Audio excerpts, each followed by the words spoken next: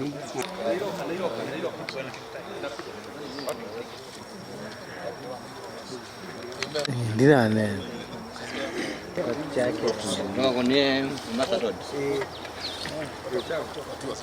have never seen anywhere, even in Rome, they are supposed even to have given a notice. Whenever there are new changes in the transport policy or any other policy, the government agents must involve the stakeholders.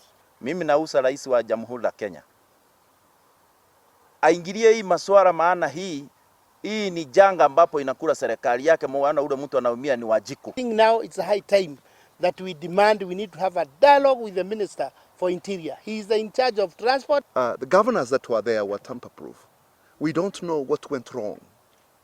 That now it's not tamper-proof, and it is impacting negatively financially to public transport operators.